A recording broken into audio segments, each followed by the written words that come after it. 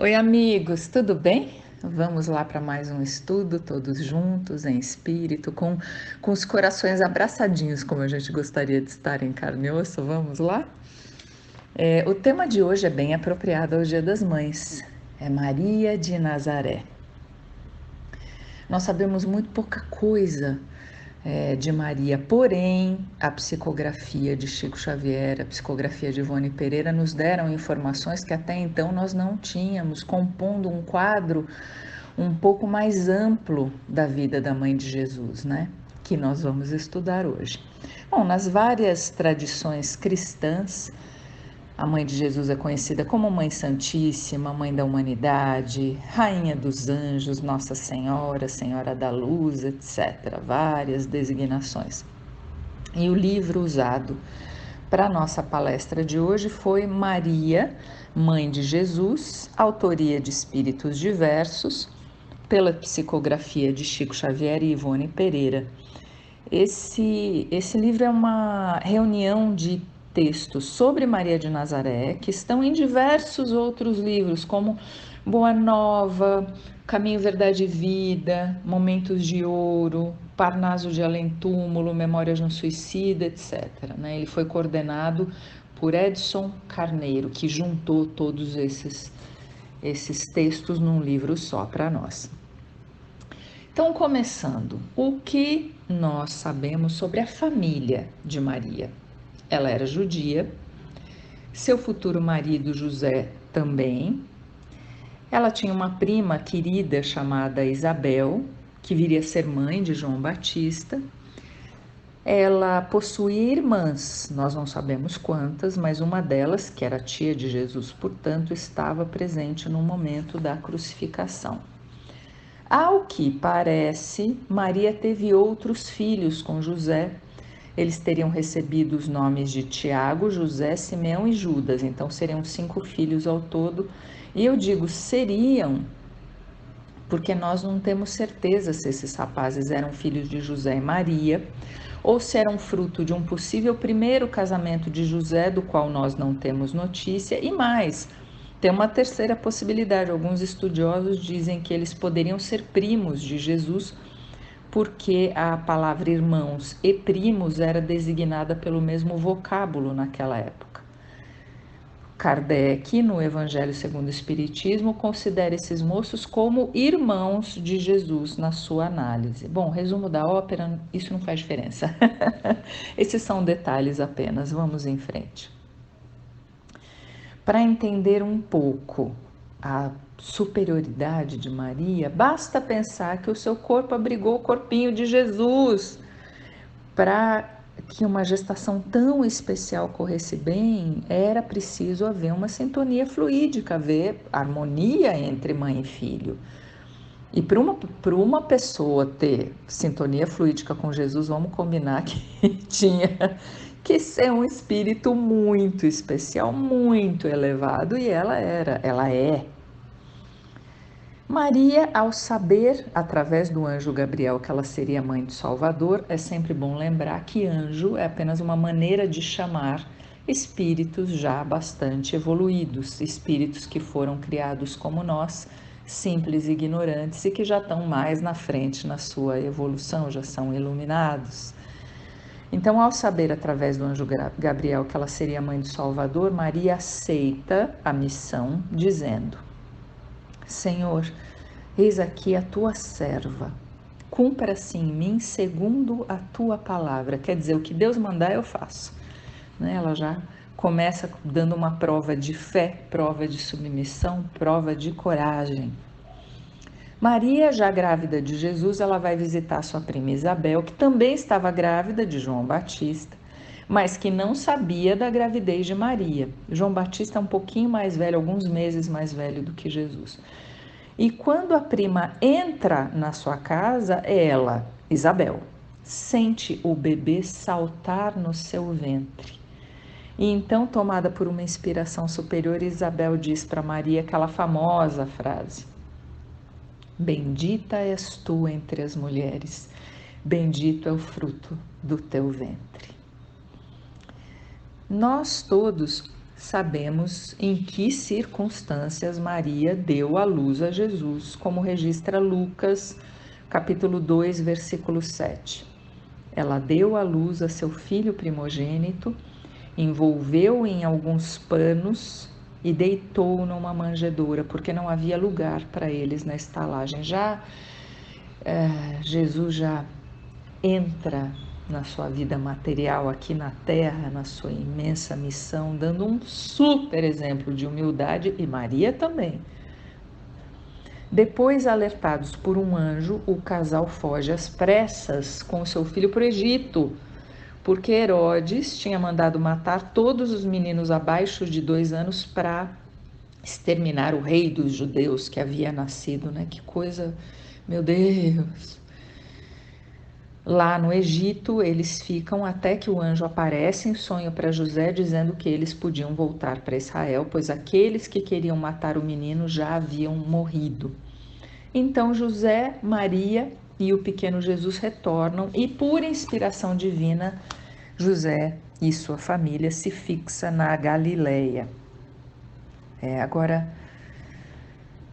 imagina quantas aflições Maria e José enfrentaram, tendo filho numa situação muito desconfortável, fugindo às pressas para salvar a vida dele, vivendo num país estrangeiro para protegê-lo. Gente, nada disso é fácil.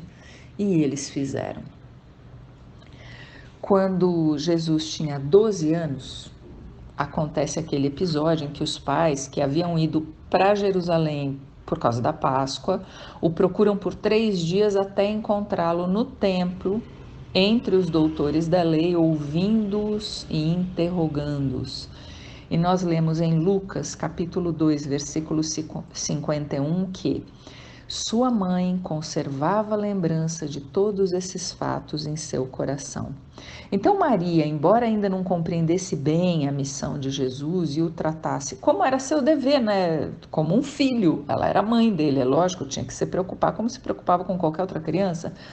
Mas ela mantinha em seu coração todos os fatos significativos que o envolviam e refletia profundamente sobre eles, tanto que, pouco depois desse evento, sua prima Isabel veio com seu filho João Batista visitar Maria de Nazaré, e enquanto os 2 adolescentes, Jesus e João, conversavam ao longe, imagina o nível da conversa desses 2 adolescentes, Jesus e João Batista, né? Então, enquanto eles estavam conversando, Humberto de Campos nos narra, através da psicografia de Chico Xavier, veja que são informações que Kardec não tinha na sua época. É importante saber disso.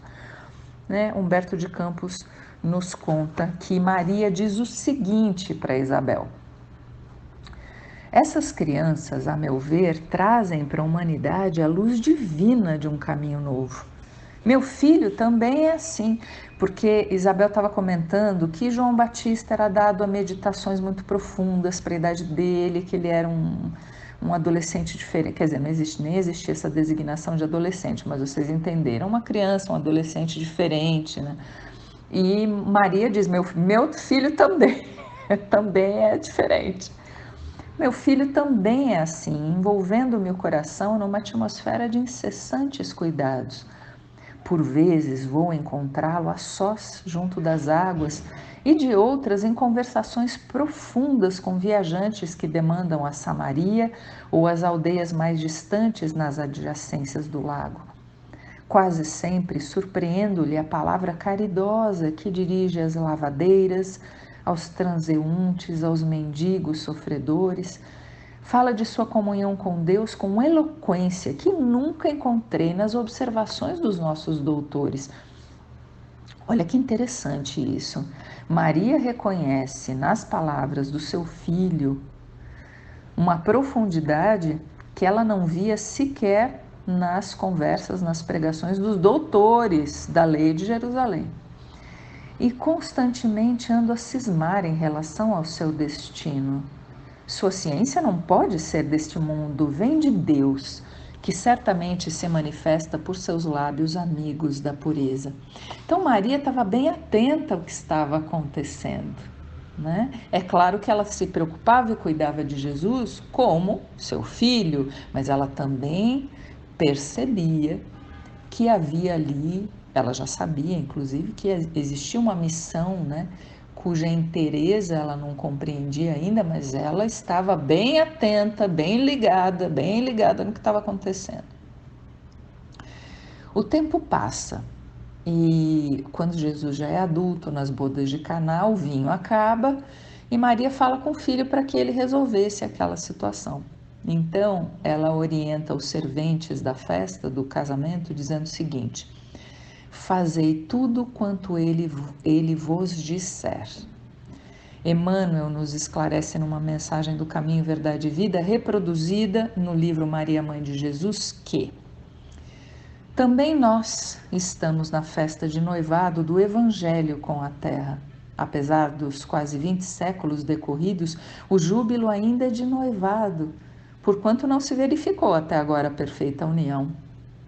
Nesse grande concerto de ideia renovadora, somos serventes humildes. Em muitas ocasiões esgota-se o vinho da esperança. Sentimos-nos extenuados, desiludidos, imploramos ternura maternal e eis que Maria nos responde: fazei tudo quanto ele vos disser. O conselho é sábio e profundo e foi colocado no princípio dos trabalhos de salvação.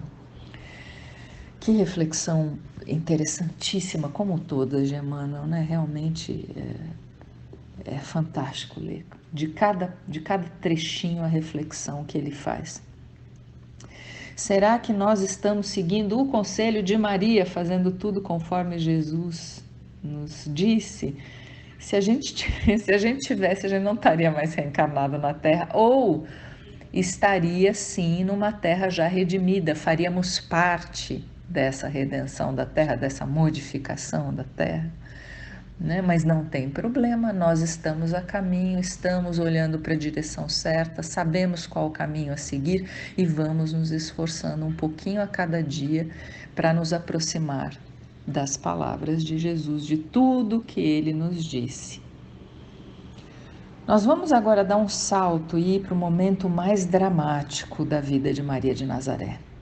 Quando Jesus está carregando a cruz para o Calvário, ela se agarra à esperança de que Deus fará com Jesus o que fez com o filho de Abraão. E aí, para lembrar essa passagem, o Senhor pediu que Abraão sacrificasse seu filho Isaque para testar a sua submissão. E quando ele está pronto para executar o filho, Deus modifica suas ordens e diz a Abraão que ele havia provado ser um servo fiel e que ele pode voltar para casa com seu filho nos braços.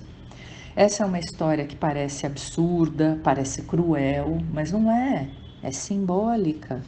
Quando um pai ou uma mãe tem de lidar com a morte física de um filho, a aceitação, a resignação que Deus espera é a mesma que ele esperava de Abraão. Porque os nossos filhos, eles não são nossos, eles são joias que Deus nos empresta. E se Deus julgar que é melhor tê-los de volta ao plano espiritual, nós temos de aceitar. E essa é a maior prova de resignação que uma pessoa pode dar a Deus, né? Não é? É. Aí Maria provou que tinha essa resignação no nível máximo, porque na hora mais angustiante da sua vida, quando ela vê que Deus não salvará o seu filho amado da morte, ela aceita que acima das suas vontades pessoais está a vontade soberana do Senhor. No livro Lázaro Redivivo, do irmão X, que é Humberto de Campos, há um trecho reproduzido no Maria, Mãe de Jesus, que diz o seguinte: ela quis aproximar-se a fim de libertar-lhe a fronte sangrenta e arrebatá-lo da situação dolorosa, mas o filho, sereno e resignado, endereçou-lhe o olhar mais significativo de toda a existência. Compreendeu que ele a induzia à oração e em silêncio lhe pedia confiança no Pai. Conteve-se, mas o seguiu em pranto, rogando a intervenção divina. E no livro Boa Nova, do Humberto de Campos, reproduzido no Maria, Mãe de Jesus, lemos o seguinte sobre esse instante. Sim, Jesus era seu filho, todavia, antes de tudo, era mensageiro de Deus. Ela possuía desejos humanos, mas o Supremo Senhor guardava eternos e insondáveis desígnios. Foi então que Maria, compreendendo a perfeição, a misericórdia e a justiça da vontade do Pai, ajoelhou-se aos pés da cruz e, contemplando seu filho morto, repetiu as inesquecíveis afirmações: Senhor, eis aqui a tua serva, cumpra-se em mim segundo a tua palavra. Tem de ser muito grandiosa, né? Para nesse momento de dor absurda, de dor superlativa, a pessoa dizer essas palavras do fundo do coração. Todos nós nos aproximamos de Jesus para pedir forças, coragem, auxílio, socorro, esperança, paz, cura. Maria, porém, como a maioria das mães, sempre se aproximou de Jesus para dar. Primeiro ela dá a sua aceitação, a missão de ser mãe do Salvador. Depois ela dá a ele a vida material, dá o seu carinho, dá o seu cuidado de mãe pela vida inteira. E quando o corpo material de Jesus morre, Maria se mantém, como diz Emmanuel, o anjo tutelar do cristianismo. E até hoje ela permanece se doando sem cessar. Nós sabemos através da psicografia da Ivone Pereira que é ela quem comanda os inúmeros cuidados para com os nossos irmãos que se suicidam. E é um trabalho imenso, como nós vemos no livro Memórias de um Suicida. Eu relembro rapidamente aqui o caso lindo do suicida Jerônimo Silveira, que depois de vários desenganos, recolhido ao manicômio do Instituto Maria de Nazaré, ele começa a orar a Maria pedindo a proteção para os seus filhos que ficaram na terra desamparados por causa do seu suicídio, seus 4 filhos. E apenas alguns dias depois, o diretor da casa recebe uma carta com tintas azuis brilhantes, dizendo que Maria de Nazaré ouvira as preces sinceras de Jerônimo e determinara que os filhos dele fossem todos ajudados. E eles são de forma exemplar, tem todos os detalhes no livro. Então, preces sinceras são sempre ouvidas por Deus e pelos espíritos incumbidos de executar a sua vontade. Sempre, não duvidemos disso. E voltamos àquele ponto da vida de Maria, que após a morte de Jesus, ela vai morar com seu novo filho do coração, João Evangelista, em Éfeso. E nós lemos no livro Boa Nova e no Maria, Mãe de Jesus, sua choupana em Éfeso era conhecida como Casa da Mãe Santíssima. O fato tivera origem em certa ocasião, quando um miserável leproso, depois de aliviado em suas chagas, lhe osculou, quer dizer, lhe beijou as mãos reconhecidamente, murmurando: Senhora, sois a mãe do nosso Mestre e nossa Mãe Santíssima. E aqueles que chegavam aflitos, sem conseguir vencer as suas dificuldades, ela dizia bondosa: isso também passa. Só o reino de Deus é bastante forte para nunca passar de nossas almas. Então, quando nós dizemos vai passar, isso também passa, nós estamos repetindo as palavras da Mãe de Jesus. Paulo de Tarso, grande apóstolo cristão, visitou Maria de Nazaré em Éfeso e ouviu dela muitos relatos, porque ele queria escrever um evangelho para os cristãos do futuro. Mais tarde, quando Paulo estava preso em Cesareia, ele encarrega Lucas de escrever esse evangelho e conta para ele todo o resultado das suas pesquisas. Por isso, o evangelho de Lucas é também conhecido como Evangelho de Maria. E pode ser também chamado de Evangelho de Paulo, né? Porque Paulo que contou todas as coisas para Lucas. Os anos passam e Paulo de Tarso, já pressentindo que o fim da sua tarefa não tardaria a chegar, o fim da sua tarefa é como encarnado lá naquele momento, né? Ele, em direção a Jerusalém, ele vai parando de porto em porto e se despedindo dos amigos. E quando ele chega em Éfeso, para não criar conflitos, para não retardar sua marcha, ele não desembarca. Ele pede aos amigos que o encontrem no porto. E todos vão para lá encontrá-lo, inclusive Maria de Nazaré, já bastante idosa, sempre acompanhada de João Evangelista. A maioria da multidão se ajoelhou no tapete branco da praia e pediu a Deus que protegesse Paulo. E ele então desceu do barco, abraçou um por um,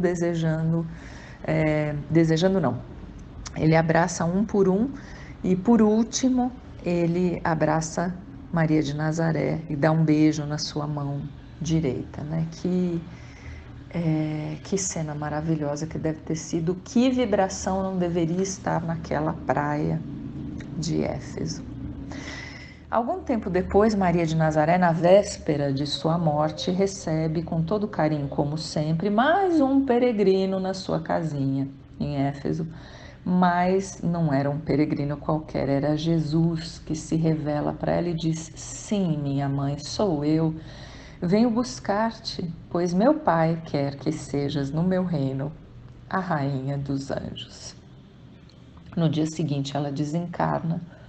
E extensas multidões de entidades angélicas vêm acompanhar seu espírito.